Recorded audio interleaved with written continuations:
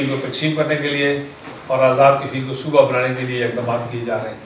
اور مجھے افسوس ہوتا ہے یہ دیکھ کے کہ آزاد کشمیر میں بہت تھوڑے لوگوں نے اس کا نوٹس لیا. عام آدمی کا تو کام ہی نہیں ہے.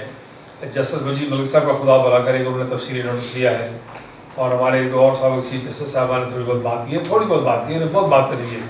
جس طرح وزیر ملک صاحب نے بات کی, جسٹس اعظم خان صاحب نے بات کی, چیف جسٹس صاحب نے مختصر سی بات کی, چیف جسٹس گیلانی صاحب نے بات کی, مختصر سی بات کی.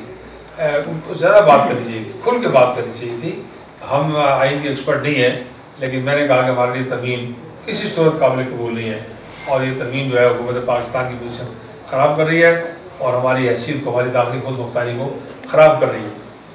تو یہ پھر اس کے بعد سیاسی لوگوں نے بھی, جب وزیر اعظم آزاد کشمیر نے یہ بات کی تو بیرسٹر سلطان محمود صاحب نے بھی اس کی حمایت کر دی, پی ٹی آئی کے چیف ہیں. میں نے خود ذاتی طور پر ان سے گزارش کی کہ یہ نہیں کرنا چاہیے تھا اور اس ترمیم کی حمایت نہیں کرنی چاہیے. لوگوں نے کہا نہیں, یہ بڑی اچھی ترمیم ہے. کشمیر کونسل کے ساتھ ہمارا اپنا ایک جھگڑا چل رہا ہے, اور سب سے زیادہ اس الیکشن میں نقصان ہی بطور مسلم کانگریس ہمیں ہوا ہے. کشمیر کونسل کے جس طرح مغرب ڈیم کے متاثرین ہیں, اس طرح میں کشمیر کونسل کے متاثرین میں سے ہوں. تو یہ میں اس کی کوئی حمایت نہیں کر سکتا تھا, لیکن ایک آئینی ادارہ ہے, اس آئینی ادارے کو آپ مت چھیڑیں. باقی آپ انتظامی اختیارات ختم کریں, اس پر ہم 85 سے لگے ہوئے ہیں. نون لیگ تو اب بنی ہے, اس کے مالی اختیارات ختم کریں, ہم 85 سے لگے ہوئے ہیں. تو یہ جو ڈاکومنٹ تھا یہ بھی اسی سازش کا حصہ تھا جسے میں نواز جندال ڈپلومیسی کا نام دیتا ہوں, کہ نواز شریف صاحب اور سجد جندال صاحب کے درمیان جو سفارتکاری ہوتی ہے. آپ دیکھیں کہ وزیر خارجہ ہی کوئی نہیں ہے 5 سال میں, اس سے زیادہ کیا خرابی ہو سکتی ہے. تو وہ ایسے مقاصد کے لیے وہ حکومت بنی تھی اور وہ ڈلیور نہیں کر سکی. آج آپ دیکھ رہے ہیں کہ باوردی پولیس کے اوپر لاٹھی چارج ہو رہی ہے.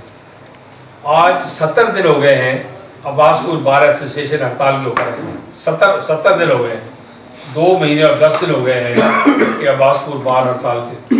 آج 1.5 مہینے سے پلندری کی تمام جماعتیں سدوتی کی دھرنا دے کے بیٹھی ہوئی ہیں. پال پیپلز پارٹی کی تھی, لیکن ساری جماعتیں شامل ہیں, وہاں پہ لوگ بیٹھے ہوئے ہیں.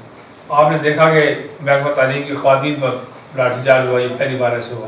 باوردی پولیس پر لاٹھی چارج ہوا. کلاس کے ملازمین تنخواہ اور پینشن سے محروم ہیں. پولیس کے ملازمین وردی پہن کے تنخواہ کے لیے جو ہے, یعنی آپ کو حیرت ہوگی کہ یہ جو 500-600 آدمی ہے, یہ ہماری ریگولر پولیس کے مقابلے میں 4-5 مہینے سے زیادہ ٹریننگ ہے.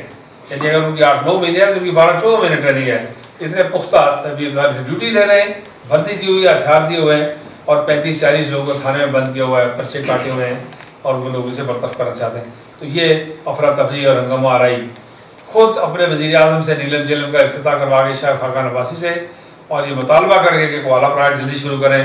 وزیر اعظم صاحب کہتے ہیں کہ نظر ثانی کریں, اور بڑا نقصان ہو گیا ماحولیات کا. تو پانی ہندوستان نے روکا ہے. ادھر یہ شکر کرے خدا کا کہ یہ اللہ نے اس وقت مجھے توفیق دی کہ ہم نے جلدی سے نیلم ڈیم جیب شروع کروایا.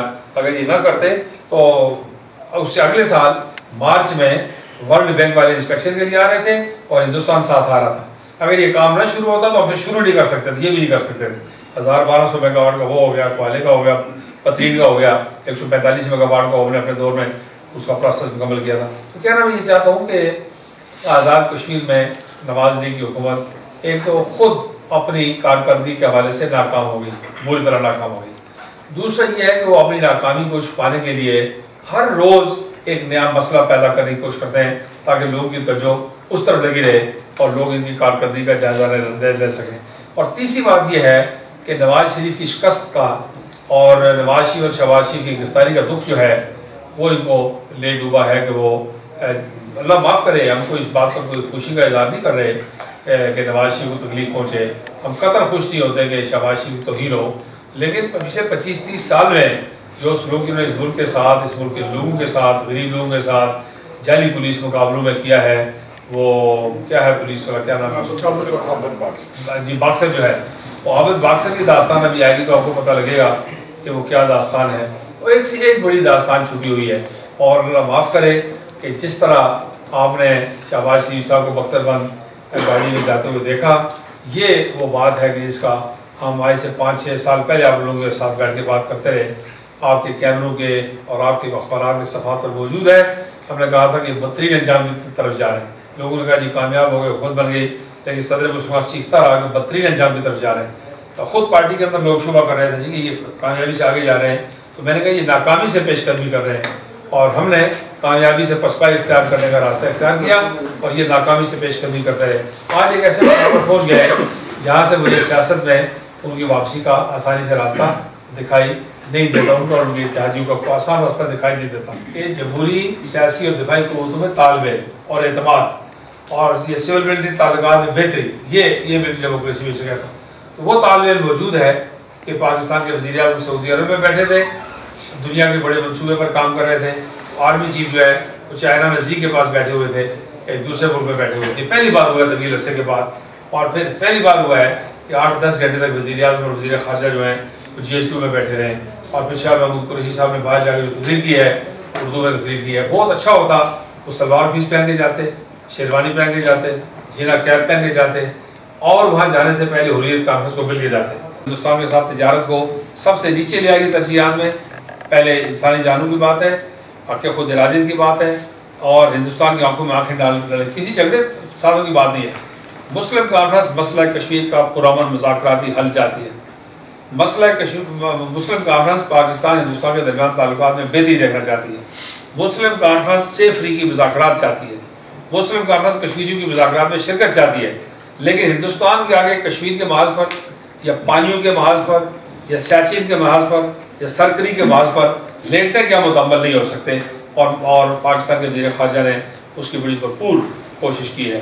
تو آزاد کشمیر میں نواز لیگ جو ہے وہ تیزی کے ساتھ اپنے منطقی انجام کی طرف جا رہی ہے، پاکستان میں چلی گئی ہے اور آزاد کشمیر میں تیزی کے ساتھ جا رہی ہے۔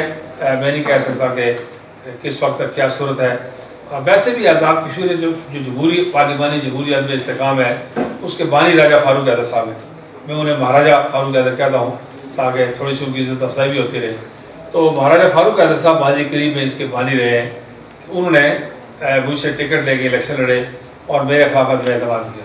یعنی اس غلط رسم کو آزاد کشمیر میں انہوں نے ڈالا ہے کہ اپنے پارٹی صدر کے اور اپنے وزیر اعظم کے خلاف میں اعتماد کرنا ہے۔ تو تاریخ اپنے آپ کو دہراتی ہے۔ میرا اندازہ ہے، میں کوئی پیش گوئی نہیں کر سکتا، لیکن میرا اندازہ نہیں بلکہ یقین ہے میرا کہ تاریخ نے آزاد کشمیر میں جس تاریخ کی بنیاد راجہ فاروق حیدر صاحب نے رکھی تھی، اس تاریخ کو وہ تاریخ اپنے آپ کو دہرائے گی، جلد دہرائے گی، اور خدا کرے گا کہ آزاد کشمیر اس احوال کے راستے پر جائے گا۔ یہ زلزلہ کشمیر اور ملٹری ڈیموکریسی کے بارے میں کسی کنٹروورسی میں نہیں ڈالنا چاہتا، یہ خبر لمبی ہو جاتی ہے تو الجھ جاتی ہے پڑھنے سننے والوں کے لیے بھی۔ میری بصیرت یہ کہتی ہے، میرا ویژن یہ کہتا ہے کہ پاکستان کے اندر دیکھیے ماضی قریب میں آپ نے دیکھا کہ امریکہ میں ایک حاضر سروس جنرل جنرل کولن پاول کو عراق سے بلایا گیا، اس کو ریٹائر کیا گیا، اس کو سینٹ کا ممبر بنایا گیا اور اس کو امریکہ کا وزیر خارجہ بنایا گیا۔ امریکہ میں ایک قدم پر ایسے لوگ موجود ہیں کہ آپ ان کو امریکہ کا صدر بنا سکتے ہیں، کوئی دقت کی بات نہیں ہے، لیکن وہاں پہ بھی ایک جنرل کی ضرورت پڑی۔ تو میں یہاں یہ سمجھتا ہوں کہ پاکستان میں سیاسی استحکام کے لیے، دفاعی استحکام کے لیے چند باتیں جو ضروری ہیں، ان میں بنیادی بات یہ ہے کہ پاکستان میں ایوان صدر میں ایسا آدمی بیٹھا ہونا چاہیے جو پاکستان کے سرونگ چیف آف سٹاف سے سینئر جنرل ہو، تاکہ جب وہ دروازے سے موجودہ آرمی چیف اندر جائے تو وہ سمجھے کہ میں اپنے سے بہتر آدمی کے پاس جا رہا ہوں۔ اب اگر دروازے سے ایک PhD اندر آئے اور اندر پرائمری والا بیٹھا ہو یا مڈل والا پاس بیٹھا ہو، وہ کتنا زیادہ مینڈیٹ لے کے کیوں نہ آیا ہو، تو بیچارہ اس کی بھی کیا صورت ہوگی اور باہر سے آنے والوں کی کیا صورت ہوگی۔ لیکن اگر باہر سے آنے والا آدمی جو ہے وہ یہ محسوس کرے کہ میں اپنے سینئر کے پاس جا رہا ہوں، اپنے سے زیادہ نالجبل آدمی کے پاس جا رہا ہوں، تو وہ کمفرٹیبل فیل کرے گا۔ اور یہ خطہ چونکہ اس خطے کا جو مسئلہ ہے، اس خطے کا سب سے بڑا مسئلہ جو ہے وہ سیکیورٹی ہے، اور سیکیورٹی کا مسئلہ حل کرنے کے لیے صرف سیاستدان، حکومتیں اور وزارت خارجہ کا تال میل کافی نہیں ہے۔